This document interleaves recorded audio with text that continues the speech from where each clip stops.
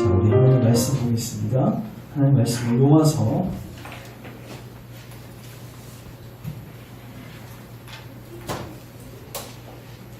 하나님 말씀을 로마서 9장 보겠습니다. 로마서 9장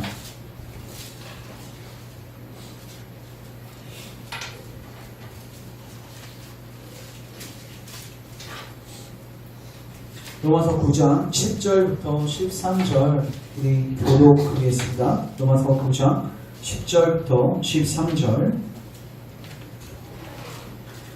그뿐 아니라 또한 리브가가 우리 조상 이삭 한 사람으로 말미암아 임신하였는데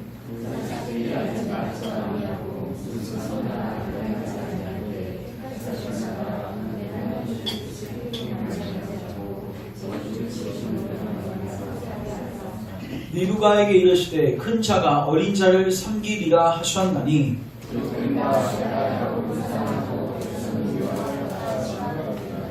그런즉 여기까지입니다. 제가 기도하겠습니다. 하나님, 오늘도 주의 말씀을 통해서 우리 교우들에게 주의 은혜를 베푸시고 특별히 우리의 영이 소생되어지고 참으로 회개와 믿음으로 반응할 수 있는 은혜가 있게 하옵소서. 이는 힘으로 안 되고 능으로 안 되지만 나의 신으로 된다고 하셨습니다. 주 성령 하나님의 능력으로 모 심령들을 찌르시고 가난하게 하시고 애통하게 하시고 울게 하시고 하나님의 위로를 받게 하옵소서. 부족한 종을 십자가 뒤에 감춰주시고 오직 성령님의 능력으로 큰 확신 가운데서 주의 말씀을 주의 뜻 본의대로 증거케 하시며 이 말씀 통해서 우리 모두 은혜 받을 수 있는 시간 되게 하옵소서. 예수님의 이름으로 기도합니다. 아멘. 오늘은 로마서 9장 10절부터 13절 말씀을 가지고 따라하겠습니다. 하나님께 기초한 선택, 하나님께 기초한 선택이라는 제목을 가지고 주의 말씀 증거하도록 하겠습니다. 우리가 지금 도르트 신조를 살피고 있는데 지난 2시간 동안 우리가 살폈던 내용들을 잠깐 살피겠습니다. 여러분, 하나님께서는 구원받을 자들을 택하시고 그리고 구원받지 못할 자를 내버려 두시기로 작정하셨습니다. 여러분, 이걸 믿으십니까? 하나님께서는 구원받을 자를 택하시고 구원받지 않을 자를 정해놓으셨습니다. 이걸 우리가 선택과 유기 그리고 하나님의 예정 교리라고 합니다. 그리고 기독교에서 굉장히 중요한 교리입니다. 근데 우리가 이 교리를 다룰 때 어디서부터 시작해야 한다고 했냐면 밑에서부터 시작해야 한다고 했습니다. 어디서부터 시작해야 되냐면 이 죄에 대한 책임 그리고 우리가 믿지 않는 책임은 하나님께 없다는 것입니다. 여러분, 우리가 죄를 짓고 우리가 이 모양 이 꼴이 된 것에 대한 책임이 하나님께 있습니까? 우리는 보통 하나님께 책임의 피를 많이 합니다. 왜 선악과를 거기 두셔서 왜 인간으로 하여금 범죄케 하셨는가? 만약에 선악과가 아니라 거기 안에 걸레 같은 무슨 쓰레기 뭐 산나물 같은 게 달려 있었더라면 넘어가지 않았을 수도 있었겠죠. 근데 너무나도 보암직도 하고 탐스럽기도 한 그 나무를 달아두셔서 누구라도 넘어갈 수밖에 없었다는 것입니다. 우리는 항상 우리의 죄에 대한 책임을 하나님께 토스하려고 하는 본성이 있어요. 근데 여러분, 거기서는 구원이 임할 수가 없고 그리스도의 십자가의 사역도 임할 수 없습니다. 어디서부터 시작하셔야 되냐면 그것에 대한 책임이 누구에게 있다? 나에게 있다. 더 나아가서 이런 우리를 위해서 예수님을 보내주셨습니다. 더 나아가서 사역자를 보내주셔서 여러분들에게 하나님께서 계속해서 혼인잔치 청해주고 계시는 거예요. 여러분, 이거 복된 일로 아셔야 합니다. 근데 중요한 거는 반응하지 않는 거 누구 책임이냐는 거죠. 주인은요, 계속해서 지금도 사역자를 통해서 여러분들에게 혼인잔치 들어오십시오. 예복을 입으셔야 합니다. 여러분, 때가 얼마 안 남았습니다. 여러분들의 죽음이 얼마 안 남았습니다. 계속해서 외칩니다. 나팔을 불어도 됩니다. 근데 반응하지 않는 거 누구 책임입니까? 우리는 이렇게 이야기해요. 더 좋은 설교자가 있었으면, 더 좋은 교회가 있었으면, 더 좋은 환경들이 있었으면 믿지 않았을까요? 그렇게 해서 또 빠져나가려고 하고 그렇게 해서 또 책임 회피를 하려고 합니다. 여러분 믿지 않는 건 누구 책임입니까? 여러분 책임입니다. 그래서 우리는 여기서부터 시작해야 합니다. 우리가 죄인이 된 것, 그리고 이 모양 이 꼴이 된 것, 그리고 내가 그리스도를 지금 받지 않고 있는 것, 누구의 책임입니까? 여러분 개개인의 책임이에요. 여러분 그리고 그 책임대로 하나님은 나중에 심판하실 것입니다. 여러분들이 지금 모든 죄인에 있어도 심판하시지만 여러분들이 만약에 그리스도를 거절하고 예복을 끝까지 입지 않는다. 여러분 교회에 들어왔다고 안전하다고 생각하지 마십시오. 교회에 들어와서도 많은 사람들이 지옥 갈 수 있습니다. 예수님이 분명히 말씀하셨죠. 나더러 주여 주여 하는 자들이 다 천국에 가는 것이 아니라 아버지의 뜻대로 행하는 자가 천국에 들어갑니다. 불법을 행하는 자들아 내게서 떠나라. 여러분들 마지막 심판대에 섰을 때 여러분들 예수님한테서 이 소리 들으면 안 되잖아요. 여러분 이거를 두리뭉실하게 이거를 증거하지도 않은 설교자들도 많습니다. 근데 저는 양심상 이걸 증거할 수밖에 없습니다. 여러분들은 분명히 들었습니다. 그럼에도 불구하고 자기를 살피지 않고 그럼에도 불구하고 그리스도의 예복을 입지 않고 그럼에도 불구하고 청함에 응하지 않는다. 여러분 그거에 대한 전적인 책임은 여러분들에게 있습니다. 그리고 하나님은 마지막에 여러분들의 모든 죄에 더하여서 그리스도를 거부하고 그리스도를 받아들이지 않는 그 모든 죄에 대해서 분명히 책임 추궁하실 것입니다. 그러나 감사하게도 하나님께서 우리에게 주의 성령 하나님을 부어주셔서 우리의 딱딱한 마음을 부드럽게 하시고 우리가 죄인임을 자각하게 하시고 깨닫게 하십니다. 제가 묻겠습니다. 여러분 죄인입니까? 여러분 죄인입니까? 여기서부터 시작해야 해요. 우리 인간은요 이것부터 동의가 안 되는 거예요. 근데 이것도 깨닫게 하시는 분이 누구세요? 성령 하나님이세요. 그래서 성령 하나님이 임하시면 우리를 죄와 의와 심판에 대하여 책망하십니다. 그리고 이 모든 것에 대한 책임이 나에게 있다는 것을 깨닫게 하십니다. 그리고 가난하게 하시고 애통하게 하시고 의에 줄이고 목이 마르게 하십니다. 그리고 복음으로 우리를 청하십니다. 그리스도께서 너를 대신하셔서 죽으십니다. 이제 그리스도의 죽음을 너의 죽음으로 받아들이고 하나님과 화목한 자리로 나아오라. 거저 주시는 은혜 아닙니까? 이렇게 여러분들에게 복음이 떨어졌습니다. 여러분들 이제 어떻게 반응하셔야 됩니까? 믿음으로 반응하셔야겠죠. 그리고 우리가 저번 시간에 살폈지만 이렇게 믿음으로 반응하고 나면은 이 모든 것이 내가 선택한 것이 아니라 누가요? 하나님이 나를 선택한 것을 보게 됩니다. 선택교리는 여기서부터 시작되는 거예요. 구원받기 전부터 내가 선택받았는지 안 받았는지 그거를 알 길이 없어요. 어떻게 알 수 있다고요? 내가 청함을 받았는가? 복음의 청함을 받았는가? 그리고 내가 그 청함에 응답하였는가? 내가 익었는지 안 익었는지 어떻게 알 수 있어요? 네 자신을 찔러봐야 됩니다. 고구마를 익었는지 안 익었는지 어떻게 알 수 있습니까? 잘라보든가 찍어봐야 됩니다. 찍어보고 들어가면 어떻게 되는 거예요? 아, 내가 익은 고구마였구나. 내가 선택받은 자였구나. 이걸 여기서부터 깨닫게 되는 거예요. 그래서 여러분들에게 제가 간곡히 요청합니다. 여러분 기도하십시오. 그리고 여러분 청함 받는 자리에 나오십시오. 여러분 예배 빠지는 거 쉽게 여기지 마십시오. 말씀을 통해서 주님은 은혜를 베푸신단 말이에요. 청함, 여러분 청함을 받는 자리에 가셔야지 일단은 거기 응답할 수 있을 거 아닙니까? 더 나아가서 있는다고 중요한 게 아니라 응답하셔야. 많은 사람들이 청함에 응답하지 않는다고 말씀드렸죠? 왜요? 전부 다 자기일 때문에. 한 사람은 밭에 가고 한 사람은 자기 사업에 가고. 여러분 우리가 일상 생활 속에서 일주일 삶 속에서 얼마나 우리의 신경을 우리의 마음을 하나님으로부터 빼앗는 그런 유혹의 요소들이 많습니까?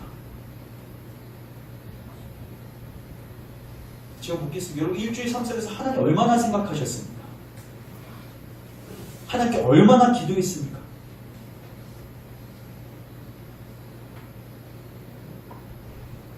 청함의 자리에 오십시오. 그리고 청함에 응답하십시오. 여러분 말씀이 떨어지는데 중요한 거는 여러분 그 말씀이 여러분들에게 비껴갈 수가 있습니다. 잘 들으십시오. 말씀을 듣는다고 구원받는 게 이게 유대인들의 착각이었어요. 유대인들은 구약 성경을 본인들이 받으니까 뭐라고 생각해요? 나는 당연히 구원받은 하나님의 백성이라고 서민의식에 빠져 있었죠. 로마서 2장이 무엇을 이야기합니까? 말씀을 받는 자가 하나님의 백성이 아니라 말씀대로 뭐 해야 된다? 순종해야 된다. 그렇게 따지면요 여러분들 피할 길이 없는 거예요. 그리스도께로 가야 되는 거죠. 그래서 저는 여러분들에게 다시 한번 말씀드립니다. 여러분들이 선택받았는지 안 받았는지를 어떻게 알 수 있다? 여러분들이 지금 청함을 받고 있는지 그리고 여러분들이 그 청함에 응답하는지를 보면 알 수 있다. 그래서 여러분들이 지금 힘써서 해야 할 게 무엇입니까? 청함의 자리에 오셔야 되고 응답하십시오. 다음 주에 하면 되겠죠. 다다음 주에 하면 되겠죠. 여러분 다음 주가 여러분들에게 없을 수도 있다는 사실을 기억하십시오.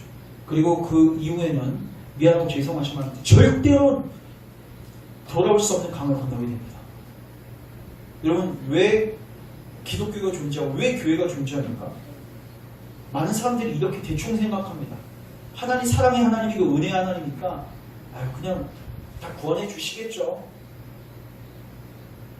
그리고 심지어 어떤 사람들이 이렇게까지 얘기해요. 결국 성경은 이렇게까지 얘기하지만 나중에 결국 하나님 지옥에 있는 사람들도 다 천국에 불러 올리시겠죠.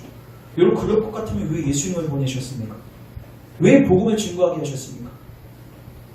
왜 사도들과 왜 복음 전도자들이 목숨 걸고 왜 그리스도를 믿으라고 초청했습니까? 그게 안 된단 말이에요. 부자 나사로 비유를 아실 것입니다.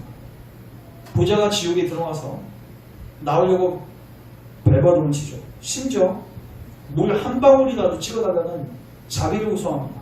근데 그것만을 거절되고 그는 더 이상 천국에 들어갈 수 없는 거기는 구덩이가 있어서 절대로 넘어갈 수 없는 이런 지옥을 묵상하십시오. 제가 예전에 지옥의 공포라는 제목으로 설교를 한 적이 있는데 저도 아직도 기억납니다.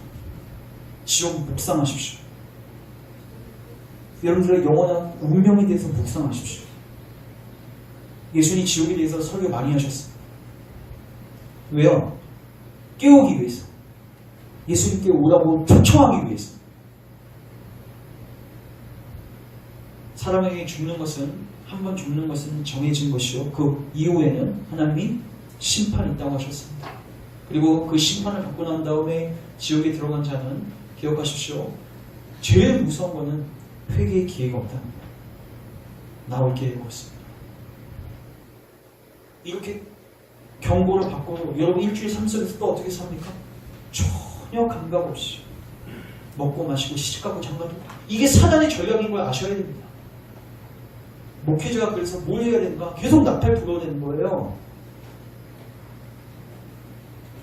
여러분 두렵지 않으십니까? 이대로 안전하십니까? 저는 뭐가 두렵냐면 여러분들 중에서 어떤 분이 그리스도를 제대로 영접도 하지 않으셨는데 소천하셨다는 소식을 듣고 내일 장례식장에 갔습니다. 무슨 낯짝으로 제가 거기서 예를 드릴 수 있어요? 무슨 낯짝으로 제가 위로할 수 있겠습니까? 거기 가서 그냥 꽃 한 송 올려주고 거기서 기도하는 거? 여러분 그게 유족들한테 무슨 위로가 되겠습니까?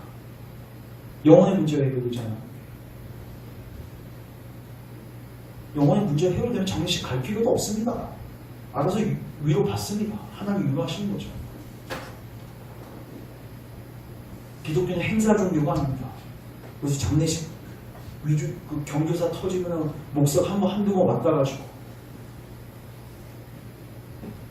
기독교는 그런 경조사하는 종교가 아니라고 영혼의 문제를 다루는 종교라고. 여러분 도르트 신조를 살피면서 여러분들의 영혼에 대해서 진지하게 고민하셔야 됩니다. 그리고 땅을 치고 기도하셔야 됩니다. 내게 은혜를 베풀어. 그래서 저희 보십시오. 우리가 선택받았으며 반드시 이 땅에서 청함을 받고 예수님을 믿고 구원받게 되겠죠. 이 둘은 연결되어 있습니까? 아니면 끊어져 있습니까? 반드시 연결되어 있습니다. 맞죠? 자, 근데 역사 속에서 아르미니우스라는 이상한 사람이 나오는데, 자, 자, 그 사람이 이렇게 주장합니다. 자, 우리 집사님 제가 PPT 그 파란 다음에 제가 그림을 하나 제가 이거 만드느라고 고생했습니다. 글로 읽으면 여러분 이해가 안 될 것 같아서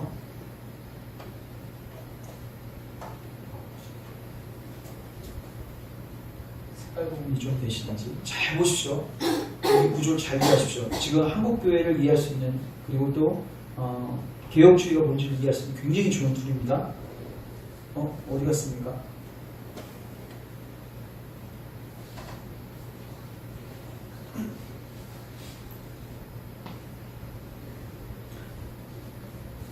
자, 여기 하나님이 계시죠?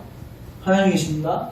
여러분, 아르미니우스라는 사람이 이렇게 이야기했습니다. 하나님은 누가 구원받을지 안 받을지를 예정하시는데, 선택하시는데, 하나님은 모든 사람들이 구원받기로 뭐 하셨대? 일단 불통적 다수. 그러니까 모든 사람들이 구원받기로 뭐 하셨어요?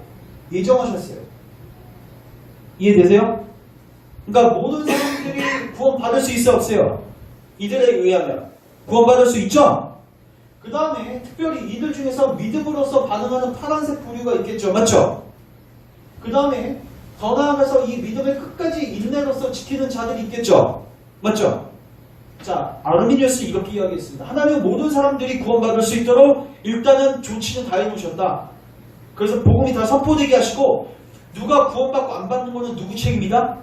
인간 책임이다. 누가 믿을지 안 믿을지는 누구 책임이다? 인간 책임이다. 그리고 누가 끝까지 인내할지 안 할지는 누구 책임이다? 인간 책임이다. 그래서 하나님께서는 일단은 모든 사람들에게 다 기회를 주신다는 거예요. 그리고 더 나아가서 이렇게까지 얘기합니다. 하나님은 미리 보는 능력이 있으셔서 누가 믿을지도 아시고 누가 끝까지 인내할지도 아시죠? 그걸 보고서 뭐 하셨다? 요 빨간색 사람들을 뭐 하셨다? 택하셨다. 그 제가 묻겠습니다. 하나님은 이 빨간색 사람들이 믿음의 결단을 할 것도 아시고 끝까지 인내할 것을 아시고 선택하셨다면 그 선택이 누구에게 근거한 겁니까? 누구에게 근거한 거예요? 인간에게 근거한 거죠?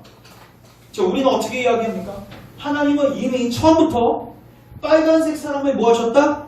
선택하셨다. 그리고 그 빨간색 사람에게 뭐를 주신다? 믿음을 주신다. 그 빨간색 사람들에게 뭐를 주신다? 인내할 수 있도록 힘을 주신다. 이게 우리입니다. 당연히 성경 무엇을 이야기할까요? 밑에 겁니다. 아르미니스주의자들은요, 이 믿음하고 인내 영역을 누구의 영역으로 몰아냈습니까? 인간의 영역으로. 어떤 사람이 반응하고 안 반응하는 거 누구의 능력이다? 이 사람의 능력이다. 아르미니스는 이렇게 얘기합니다. 하나님께서 우리에게 뭐라고 요구하시죠? 회개하고 복음을 뭐하라? 믿으라. 하라고 했으니까 하는 능력이 있으니까 그렇게 명령하신 거 아니냐?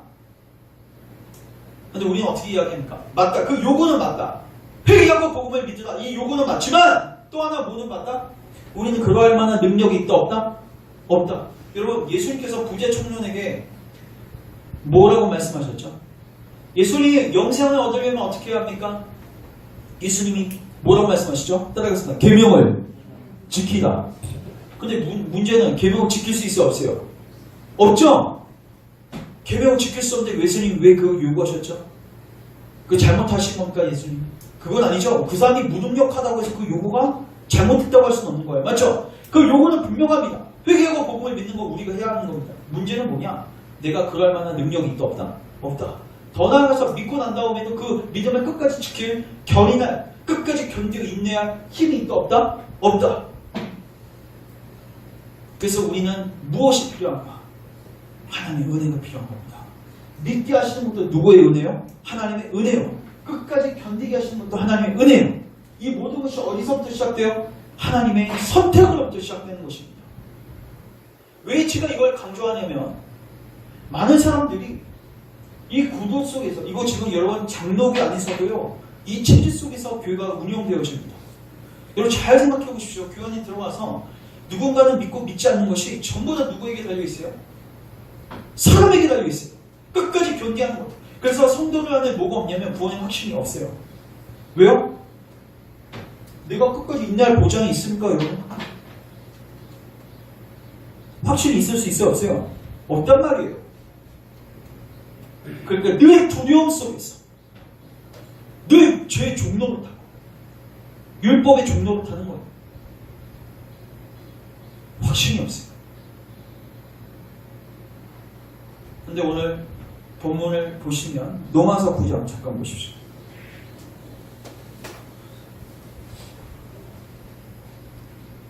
10절. 그뿐 아니라 또한 리브가 우리 조상 이삭 한 사람으로 말미암아 임신하였는데 그 자식들이 아직 나지도 아니하고 무슨 선이나 악을 행하지 아니한 때 뭐를 따라서요? 택하심을 따라 되는 하나님의 뜻이 행위로 말미암지 않고 오직 부르시는 이로 말미암아 서게 하려 하사. 어떻게 하셨다? 13절 같이 읽습니다. 시작. 기록된 바 내가 야곱을 사랑하고 에서는 미워했다 하신 것 같습니다. 자, 주목하십시오. 하나님께서 야곱을 선택하신 이유가 야곱은 믿음으로 반응할 걸 알고 선택하셨습니까? 끝까지 인내에 견디할 걸 알고 선택하셨습니까? 아니요. 그냥 하나님이 일방적으로 뭐 하셨습니까? 선택하셨습니다. 그 기쁘신 뜻대로. 이유는 하나님만 알고 계세요. 인간적으로 보면 누가 더 훌륭해요? 어떻게 보면 에서가 더 훌륭합니다. 야곱은 진짜 사기꾼입니다. 그리고 에서는 그 사기를 받은 당사자입니다. 야곱, 에서가 그래요. 난 동생한테 2번 사기당했다. 창세기 29장에 나옵니다. 인간적으로 보면 누구 편을 들어주고 싶습니까? 사기꾼에게 손들고 싶습니까? 사기를 당한 그 피해자에게 여러분 손들어 주시겠습니까? 10중 8구 물어보십시오. 전부 다 에서 편 들리죠. 근데 하나님 누구 선택하셨어요? 야곱을. 이유가 있습니까? 없습니다. 우리 편에서 없습니다. 여러분 이거에 대해서 어떻게 생각하십니까? 제가 묻겠습니다. 이거에 대해서 여러분들에게 이게 복음이 됩니까? 왜 됩니다? 왜냐하면 여러분들도 전부 다 누구입니까? 야곱입니다. 여러분들도 사기꾼이죠? 여러분들에게도 구원의 소망과 기회가 있다는 거예요. 이런 선택교리가 사실 자기의 내면을 정직하게 보고 하나님 앞에 낮아지. 그래서 내가 에서가 아니라 내가 야곱인 것을 깨달은 사람들에게는 복음이죠. 근데 자기가 여전히 에서 같고 난 괜찮은 사람이고 이 사람들한테는 즉 바리새인 같은 사람들한테는 선택교리는 불편한 교리입니다. 근데 세리와 같은 아무것도 안 함께 나가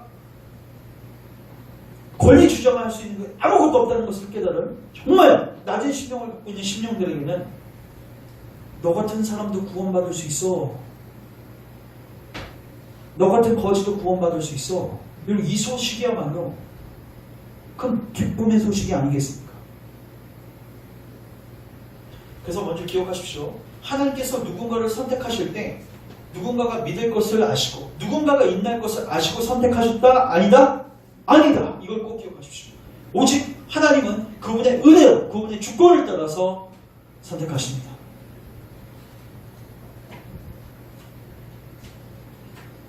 자, 우리 8랑 잠깐만 가보세요, 집사님.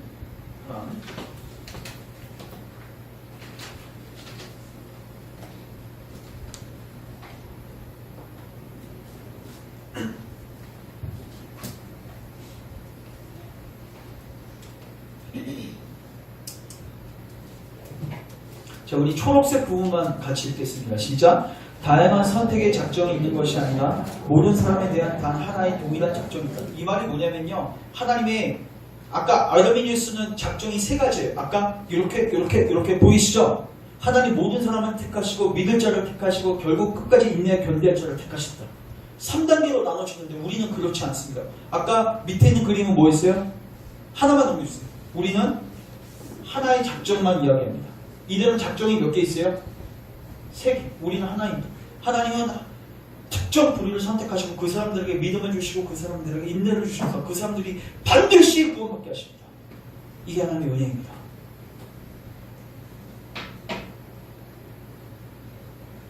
그래서 결국 아르미니스의 오류가 뭐냐면요. 내가 할 수 있다는 착각입니다.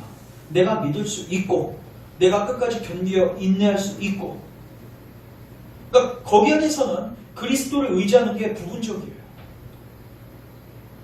그리스도를 의지한다고 하면 너 어떻게 구원받는가? 그리스도를 의지한다고 해. 근데 믿는 건 누가 해야 돼요? 내가 해야 돼요.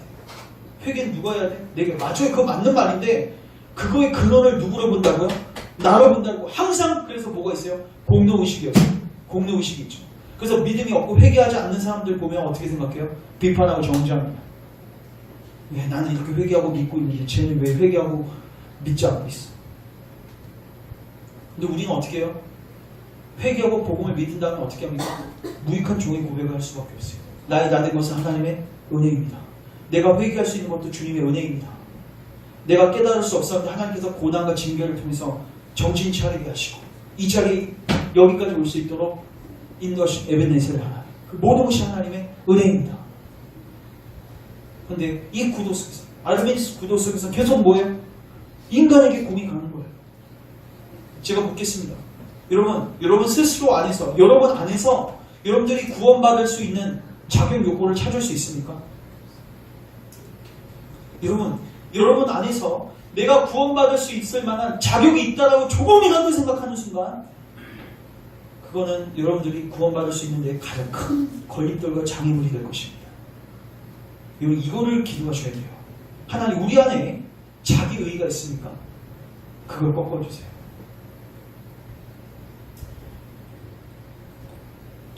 물론 여러분들은 이거는 가능할 겁니다. 죄에 대한 결과가 두려워서 심판이 두려워서 어느 정도의 죄를 덜 지을 수는 있습니다. 맞죠? 그리고 정욕도 제어할 수 있습니다. 그런데 이건 불가능합니다. 죄의 결과가 두려워서 하는 게 아니라 죄 자체가 증오스럽고 혐오스러워서 죄를 안 짓는 것. 이건 불가능합니다. 왜요? 우리 마음은 늘 죄를 뭐합니까? 추종합니다. 사랑합니다. 근데 하나님 어디를 보신다고요? 중심을 보신다. 그래서 결론적으로 이야기합니다. 따라서 나는 죄를 버릴 수 없습니다. 왜냐하면 마음의 문제이기 때문입니다. 심지어 여러분 회개도 할 수 없고요. 여러분들은 믿을 수도 없습니다. 여러분들은 영적 파산입니다. 하나님의 은혜가 없으면 끝입니다. 여러분들은 에서가 아니라 야곱입니다. 여러분들은 사기꾼입니다. 여러분 이거를 받아들이시겠습니까?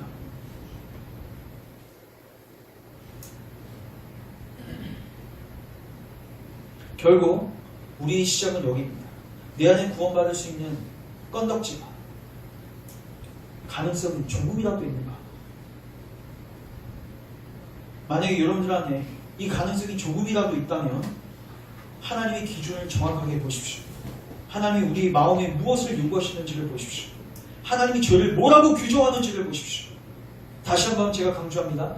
에베소서 2장에 보시면요. 죄를 뭐라고 규정했습니까? 따라하겠습니다. 육체와 마음에 원하는 것을 하는 거. 여러분 제가 묻겠습니다. 여러분 일주일 사실 때 육체와 마음에 원하는 대로 사시죠? 여러분 하고 싶은 대로 사시죠? 여러분 그게 뭡니까? 그게 죄입니다. 그리고 에베소서 2장에 가시면 그러한 자들은 본질상 진노의 자녀라고 되어 있습니다. 그래서 죄는 자아숭배입니다. 여러분들이 자아숭배의 길로 가고 있으면 여러분 그건 얼마든지 교회 안에서도 가능합니다. 예배를 드리면서도 자아숭배할 수 있고 교회에서 밥하면서도 자아숭배할 수 있고 심지어 설교하면서도 자아숭배할 수 있습니다. 무서운 겁니다. 하나님의 영광을 위해서 말씀 선포하는 게 아니라 내 영광을 위해서 말씀 선포. 좋은 설교자 소리 듣고 싶어서 설교하는 거. 이거 뭡니까? 자아숭배입니다. 죄입니다. 여러분들은 몰리시겠죠. 내 마음을. 근데 하나님 내 마음을 보신다고요. 하나님은 밥하는 사람의 마음도 보시고 하나님 여러분 한 사람 한 사람의 모두 보신다고요. 마음을 다 보신다고요. 이 하나님의 카메라 앞에서 여러분 떳떳하십니까?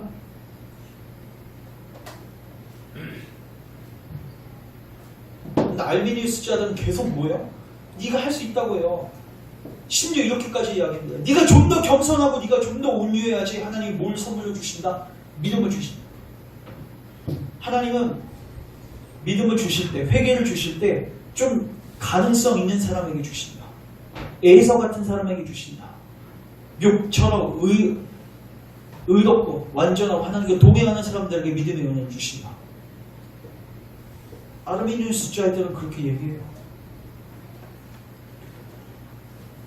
여러분, 그게 여러분에게 복음입니다. 저는 예전에 중고등부 시절 때 교회를 다녔을 때 이것 때문에 굉장히 힘들었던 적이 있습니다. 수련회를 가는데 주변에서 막 통곡하고 울죠. 회개가 임하는 것 같은데 내 안에서는 저런 통곡과 회개가 임하지 않는 거예요.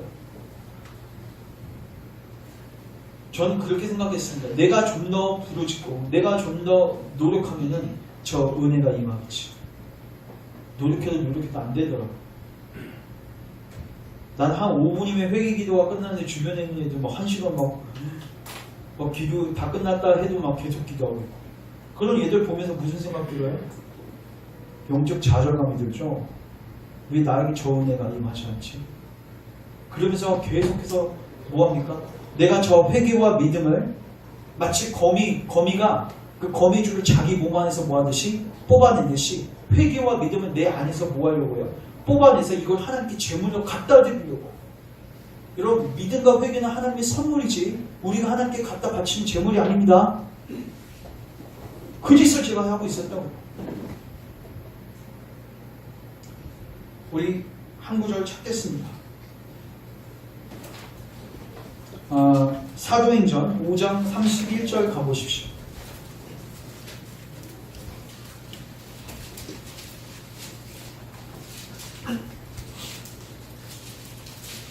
(30절부터) 30절, 31절 우리 같이 한번 합독합니다. 시작! 너희가 나무에 달아 죽인 예수를 우리 조상의 하나님이 살리시고 이스라엘에게 회개함과 죄사함을 주시려고 그를 오른손으로 높이사 임금과 구주로 삼으셨느니라. 자, 따라하겠습니다. 회개함과 죄사함을 주시려고 예수님을 임금과 구주로 삼아주셨습니다. 여러분, 예수님이 왜 십자가에 죽고 못 박히고 왜 부활하시고 승천하셔서 왜 그렇게 하셨습니까? 우리에게 뭘 주시기 위해서? 회개함을 주시기 위해서. 여러분, 이제는 기억하십시오. 여러분 안에서 여러분 거미가 아닙니다. 여러분 안에 실 뽑을 능력이 없다고요. 여러분 안에서 믿음을 뽑아내려고, 여러분 안에서 회개를 뽑아내려고, 여러분 안에서 뭔가 선행을 하려고, 여러분 안에서 구원의 건 오늘로써 종결하십시오. 따라서 오늘로써 종결하자. 그럼 이제 어떻게 하라는 겁니까? 구주께 나아가십시오. 회개를 주시는 분은 구주십니다. 이 회개와 믿음의 은혜를 받을 수 있는 분은 구주 앞에이지, 여러분 내면에서 뽑아낼 수 있는 게 아니라고요.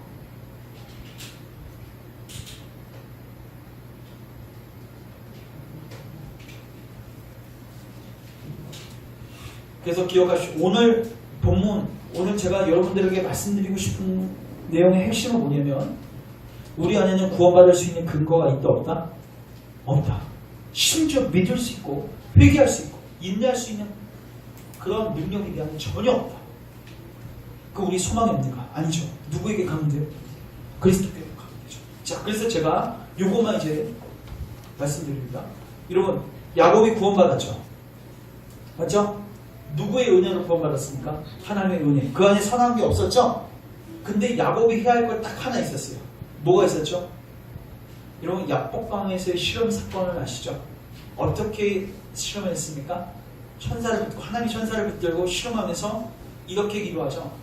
나를 축복해주지 아니하시면 내가 당신을 보내드릴 수가 없습니다. 요거는 족합니다. 제가 저번 시간에는 어떻게 결론을 맺었냐면 여러분들이 하나님의 은혜를 받기 위해서 할 딱 한 가지가 있습니다. 여러분들의 손을 내미셔서 예수님의 옷자락에 뭐 하시면 돼요? 손을 대시면 됩니다. 그거면 족합니다. 맞죠? 오늘은 야곱으로 예를 듭니다. 여러분들이 하셔야 하는 건 뭐냐면 여러분 안에 거미줄처럼 믿음과 회개 그 외에 모든 사명을 뽑아낼 능력과 모든 것이 없는 것을 인정하시고 겸손하게, 그리고 이제는 아주 집요하게 예수님을 붙드십시오. 그리고 실험하십시오. 그리고 이렇게 기도하십시오. 주님, 나를 떠나시지 마십시오. 주님, 나를 떠나지 마시오. 나에게 회개와 믿음의 은혜를 주십시오. 나의 마음을 새롭게 하여 주시옵소서. 나에게도 구원의 은혜를 베풀어 주시옵소서. 당신이 나를 축복하시지 않으시면 나는 당신을 보내드릴 수가 없습니다. 물론 내 안에 그럴 자격이 있을까 없을까요? 여러분 자녀가요, 여러분 딱 붙들고 막 이거 안 사주면 나 부모를 보내지 않겠다. 그 부모가 어떻게 하면 되죠? 힘으로 딱 쥐어야 되죠. 탁 끊고 하면 돼요. 근데 부모가 거기서 끊지 않습니다.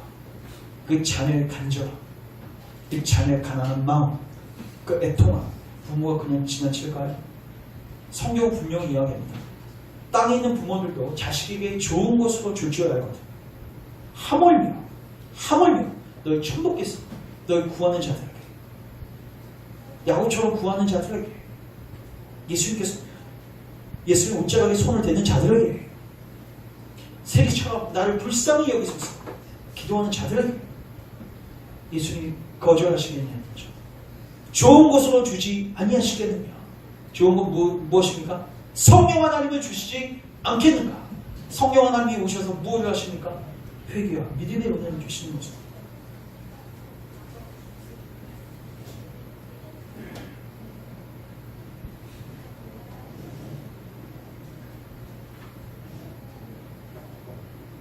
그래서 오늘 저는 여러분들에게 다시 한번 말씀을 드립니다. 여러분들은 야곱입니다. 야곱이에요. 기분 나쁘십니까? 야곱입니다. 여러분들은 에서가 아니라 야곱이라고. 사기꾼들이다. 여러분들은 하나님께 선택받아야 할 그 어떠한 근거와 이유도 여러분 안에서 찾을 수 없는, 여러분들은 파산자이고 거지이고 죄인 중의 괴수입니다. 여러분들의 마음을 보십시오. 여러분들의 삶의 모습을 보십시오. 하나님이 사람을 발견하는 자격이 조금이라도 있습니까? 근데 많은 사람들이 그 자격을 자기 안에서 끊임없이 찾으려고 합니다. 우리는 보통 이렇게 기도합니다. 내가 좀 더 간절히 기도했으면, 내가 좀 더 울었으면, 내가 좀 더 죄를 더 깊이 깨달았으면, 내가 뭐뭐뭐 했으면, 내가 뭐뭐뭐 했으면 하나님의 사랑을 받을 수 있을 텐데. 심지어 교육주의 안에서도 보십시오.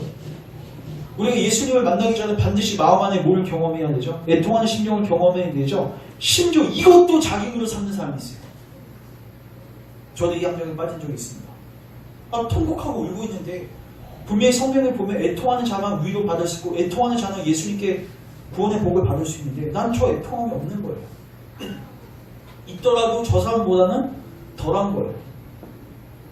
그러니까 어떻게 생각하냐면, 그래도 예수님께 나아가려면 이 정도의 애통함은 있어야 되고 이 정도의 가난한 마음이 있어야 되고. 여러분 잘 들으십시오. 이 마음이 필요 없다는 게 아닙니다. 이 마음 반드시 필요합니다. 구원받으려면 이 마음이 반드시 있어야 됩니다. 하나님께서 이 마음으로 인도하십니다. 그러나 이것 자체는 예수님을 만나기 위한 가정에 불과한 거지, 이것 자체가 구원의 공로가 될 수가 있다 없다? 없다!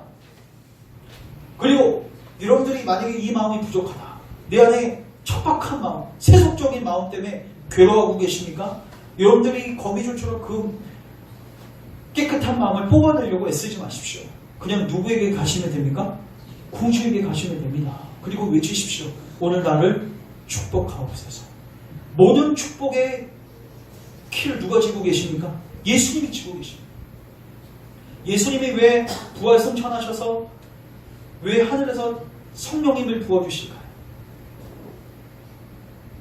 우리에게 놀라운 영적 은혜들을 공급하시기 위해서. 우리가 주기도문 때 이렇게 기도하죠. 우리에게 오늘날 우리에게 필요한 모든 일용할 양식을 주옵소서. 우리 새끼 음식뿐만 아니라 우리 영이 필요한 모든 것, 회개함의 은혜, 믿음의 은혜, 통곡함의 은혜, 가난한 심령을 갖는 것, 여러분 이거 전부 다 누구에게서 찾아오는 겁니까? 예수님으로부터 오는 것입니다. 이 사실을 오늘 분명히 기억하십시오.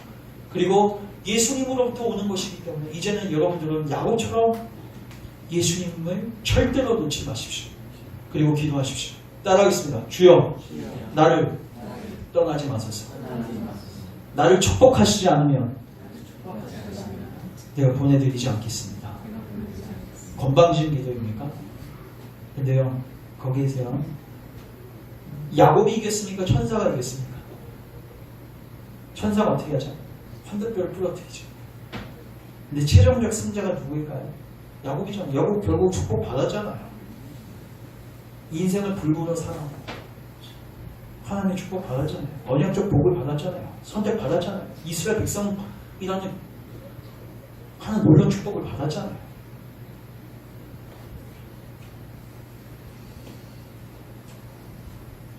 사랑하는 형제자매 여러분, 저는 우리 교우들이 진정한 구원의 길로 나아갈 수 있기를 소망합니다.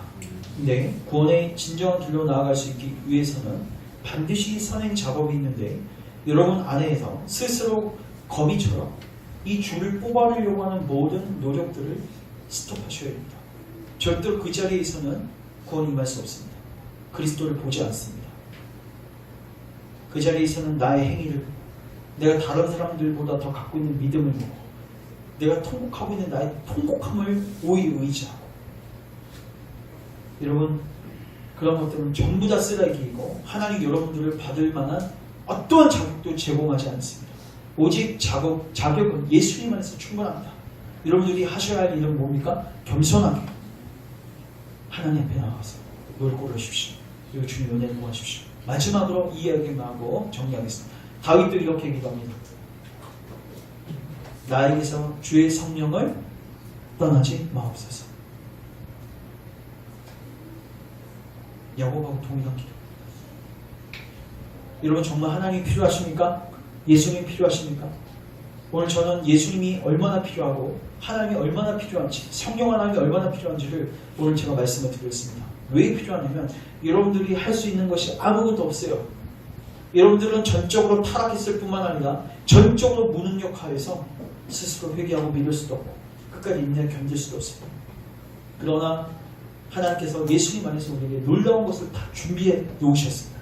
진수성찬을 다 준비해 놓으셨습니다. 심지어 우리가 믿고 회개하고 끝까지 견디고 인내할 수 있는 것까지 다 준비해 놓으셨습니다. 우리가 할 것은 무엇입니까? 믿음으로 취하시면 됩니다. 그분께 나아가 구주께 나아가 받으시면 되는 것입니다. 그래서 우리 모든 교우들이 정말 거지 같은 심령으로 예수께 나아가 이 은혜를 취하셔서 정말 참된 구원에 이르고 그리고 구원의 즐거움이 회복되시기를 주님의 이름으로 축원합니다. 기도하겠습니다. 하나님, 그렇습니다. 우리가 참으로 거미처럼 많은 행위들과 많은 믿음의 능력들과 많은 회개의 능력들을 우리 안에서 뽑아내려고 너무나도 노력했습니다. 주님, 이제 우리로 하여금 보게 하십시오. 우리 안에 그 어떤 능력도 없으면 우리가 영적 파산자임을 깨닫게 하여 주시고, 우리가 야곱임을 깨닫게 하여 주시고, 우리가 하나님의 선택받을 수 있는 자격이 조금도 없음을 깨닫게 하시고, 오직 하나님의 은혜로 모든 것이 가능함을 깨닫게 하옵소서. 그리고 이제 야곱처럼 주님과 실험하게 하소서. 주님 나를 불쌍히 여기소서. 주님 나를 떠나지 마소서. 나에게 주님의 은혜를 베푸소서. 주님 나를 축복하시지 않으면 내가 당신을 보내드릴 수 없습니다. 주님, 우리가 이 고백으로 주님께 나아갑니다. 우리 모두에게 축복을 허락하옵소서. 영적 축복과 육적 축복과 필요한 모든 복을 허락하옵소서. 은혜를 베풀어 주시옵소서. 특별히 우리의 영을 소생시켜 주셔서 우리를 의의 길로 생명의 길로 인도하소서. 구원의 문으로 인도하소서. 많은 사람들이 나더러 주여 하면서도 아버지 지옥에 간다고 하셨습니다. 주님, 우리가 그러한 자 중에 한 명이 되지 아니하도록 우리를 깨우쳐 주시고 우리를 바른 길로 의의 길로 인도하옵소서. 예수님의 이름으로 기도합니다. 아멘.